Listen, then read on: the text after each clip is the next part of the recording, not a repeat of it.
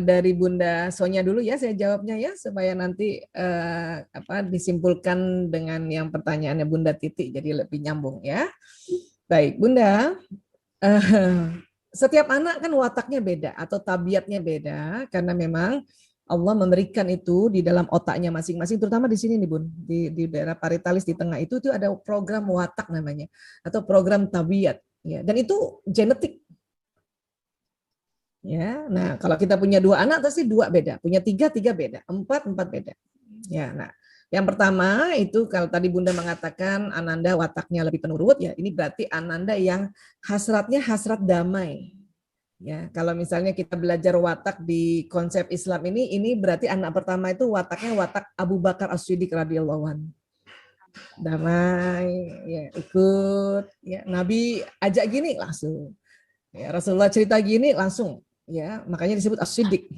Ya, nah, ananda yang kedua ini rupanya Umar bin Khattab. Ya, Umar bin Khattab ini yang kedua. Ya, watak Umar bin Khattab. Watak yang kita sebut watak yang prinsip dan mengatur. Ya, jadi dia mengatur. Jadi dia kalau bisa dia ngatur gitu.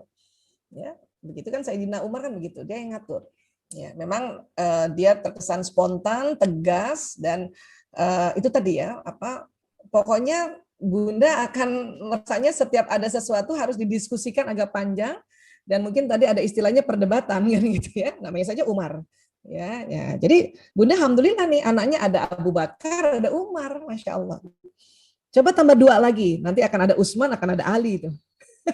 Kayak saya anak laki saya 4-empatnya ada itu. Ada Abu Bakar, ada Umar, ada Utsman, ada Ali. Dan itu menyenangkan Bunda Sonya. Kalau masih bisa melahirkan. Itu menyenangkan nanti ya. Nah, kemudian watak Umar itu senantiasa senang kalau kita diskusi dengan tanya tujuan. Kamu pilihnya SMA ini tujuannya apa? Ya. Dan selalu dia tujuannya apa nak?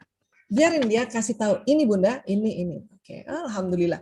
Kita ya bersyukur dulu bahwa dia ada tujuan. Ya, ada tujuan. Jadi bukan bertanya kenapa kamu pilih sana, bukan. Apa dulu? Karena watak Umar itu selalu di otaknya apa? Apa tujuannya? Apa tujuannya? Ya. Nah, itu dia akan senang kalau Bunda mengerti cara ya di dalam diskusi ini tentang cocok dengan wataknya atau tabiatnya, yaitu apa tujuannya, Nak. Kalau perlu Bunda catat. Karena anak-anak sekarang senang sekali kalau orang tuanya mencatat waktu kita diskusi dengan dia, karena itu menunjukkan kesungguhan orang tua ya untuk memahami mereka. Catat di agenda kah, atau kalau misalnya Bunda Sonya memang generasi milenial, catatnya di gadget juga bisa. Kalau saya tetap di kertas, bahkan saya itu selalu menyiapkan kertas-kertas yang warna-warni. Ini kebetulan sedang habis ya. Warna-warni itu saya setiap dimanapun ada gitu, di meja makan ada, di tempat kerja saya ada, di dekat tempat tidur. Jadi kalau tiba-tiba ada anak saya datang ajak diskusi sambil tiduran, saya langsung ambil kertas itu yang post-it itu, catat-catat. Ya, catat. Anak-anak tuh senang loh. Oh, ibu saya sungguh-sungguh ya gitu. Apalagi kalau hal-hal yang sangat serius ya. Kecuali kalau cerita-cerita sambil lalu ya kita nggak catat. Tapi hal yang serius, terutama watak yang Umar bin Khattab ini. Ya, apa tujuan nak kamu pilih di sana nak? Catat. Ya. Oke, Bunda ngerti tujuannya ya.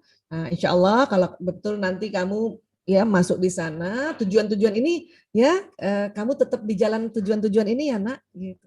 Senang ya. Nah, barulah nanti pertanyaan berikutnya baru kenapa, dan berikutnya baru lagi siapa dan bagaimana gitu. Nah, kalau kakaknya itu bukan pertama, bukan apa, justru dia bagaimana. Jadi kalau diskusi sama kakaknya, ya Bunda, ya aku nanti begini. Nah kita tanya, bagaimana caranya nak kamu nanti bisa ke situ. Dia dengan senang hati cerita bagaimana. Tapi anak kedua jangan tanya bagaimana dulu, dia nggak suka.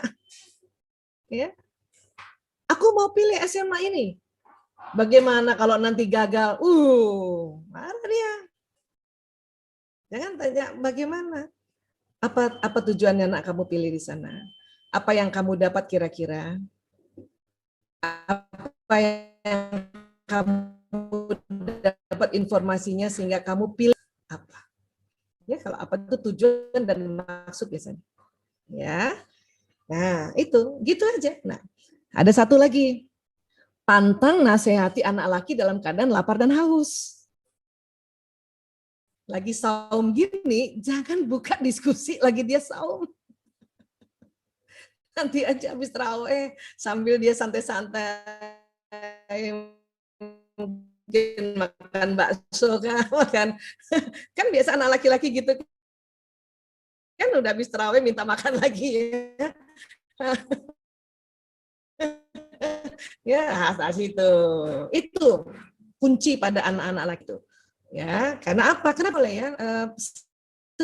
Bisanya ya nasihati dia dalam keadaan sambil makan. Kenapa? Kan dia 2,5 kali lebih lebar dari perempuan. Maka kalau anak laki-laki itu sedang puasa seperti ini, dia lebih tersiksa sebetulnya. Makanya lihat aja mukanya udah jam berapa udah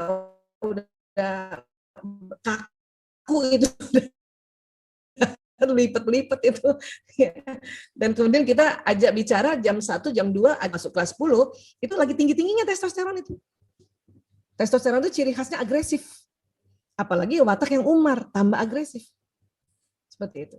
Ya, nah, sebisanya juga Ananda kasih tahu, sayang, Bunda baru tahu kamu tuh watak umar, Masya Allah. Dan dia akan cari buku Umar dan dia akan baca buku Umar itu.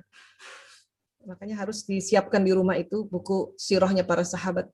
Ya, karena ada sekarang sudah banyak tuh, Umar 1 buku, Utsman 1 buku, Ali 1 buku, Abu Bakar 1 buku. Ya, si kakak kita bilang, kamu watak Abu Bakar nak. Ya. Walaupun setiap orang itu sebetulnya punya 2 jenis watak. Nanti tinggal lihat. Ya, kakak Abu Bakar. Biasanya kakaknya ini kalau tadi ceritanya dari Bunda, kemungkinan besar Abu Bakar yang bercampur Utsman bin Affan. Ya, yang damai dan sempurna gitu ya, dan penurut dan juga lebih malu-malu gitu. Ya, lebih pemikir, lebih pengamat ya. Si adek bisa antara Umar bin Khattab dan Ali bin Abu Thalib. Ya, atau Umar plus Utsman, bisa juga begitu.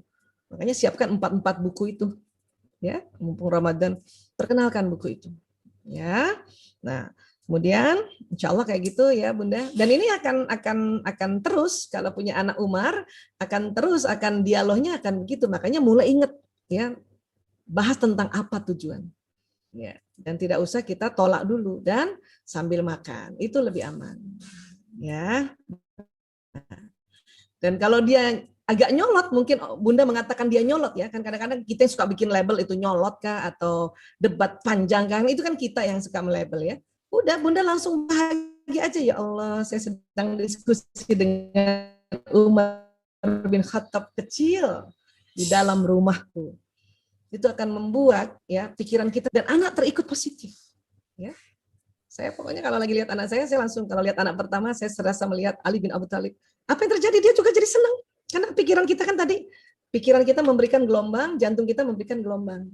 Ya. Ketemu anak yang Umar. Ya, saya lagi bicara sama Umar bin Khattab. Ya.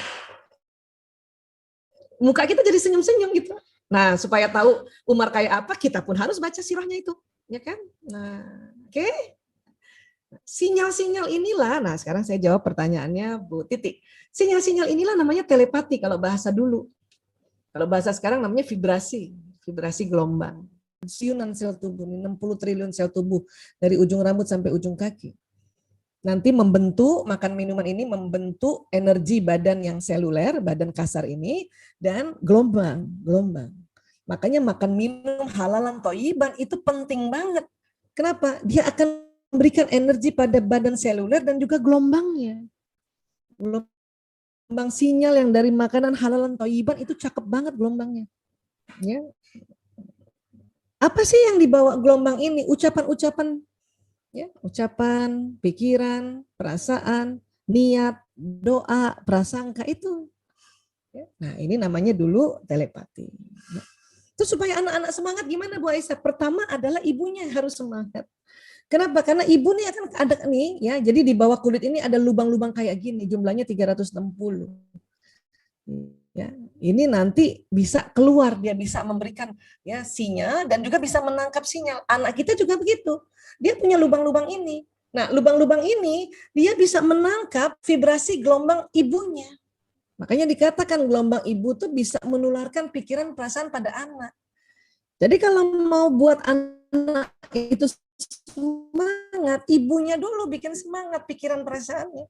Ya, caranya itu tadi. Paling often memang baca Quran. Kita kan habis baca Quran, ibu-ibu pasti, sahabat-sahabat Villa pasti sudah rasa deh. Ya, lagi malas-malas habis baca Quran, ya ayat demi ayat tuh kayaknya, apalagi baca artinya, kok kayaknya jadi ini ya, jadi semangat ya gitu. Jadi tenang, karena naik level emosinya. Dan itu belum lagi kita suruh anak-anak, ayo nak semangat. Sinyal kita itu sudah tembus dinding kamar kita, masuk dinding kamar anak-anak, ya, masuk mungkin juga meeting, nembus rumah, nembus ruang, nembus waktu. Sebagaimana sinyal yang kita sedang pakai ini namanya Zoom meeting ini. Dan Zoom meeting ini yang bikin manusia loh. Dan sinyal ini yang ada di tubuh manusia itu yang bikin Allah. Cuman sayangnya kita jarang belajar ini. Makanya kita menganggap sinyal yang buat dahsyat lebih cepat sampai. Hanya memang ya sinyal-sinyal yang dibuat oleh manusia ini memudahkan saja untuk kita bisa langsung ya menerima dan menampakkan wajah. Zaman dulu ini yang dipakai oleh para buyut-buyut kita, nenek moyang kita dalam berkomunikasi. Ya.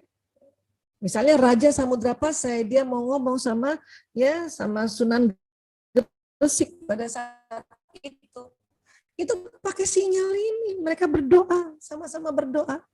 Ya. Langsung terasa itu. Kenapa? Zaman dulu belum banyak halangan, belum banyak gedung, belum banyak jembatan layang, pohon masih banyak, dan pohon itu dari setiap tumbuh-tumbuhan hidup itu juga mengeluarkan gelombang yang memperpanjang sinyalnya orang-orang.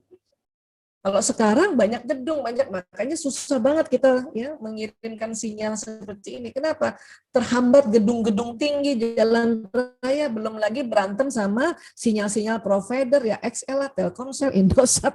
Jadinya ya makanya kita tuh harus terus-terus dikencengin ini doanya, dikencengin niatnya, dikencengin dialog jiwanya. Ya, karena banyak hambatan sekarang. Dulu nggak banyak hambatan. Bayangin dari Samudra Pasai ya di ujungnya Aceh ke Gresik kan kalau kita cerita baca itu kisah-kisahnya para wali songo itu. Ya, itu sebagai saling. Nah, itulah namanya telepati. Istilahnya kalau ibunya XL, anaknya XL. Ibunya Telkomsel, anaknya Telkomsel. Bu, kalau Telkomsel sama Telkomsel telepon langsung kan cepet sambungnya kan, Bu. Nggak bayar bulan kan? Nah, seperti itulah kira-kira. Ya, jadi sekali lagi ya betulin pikiran dan perasaan kita, Bu, untuk mewarnai satu isi rumah.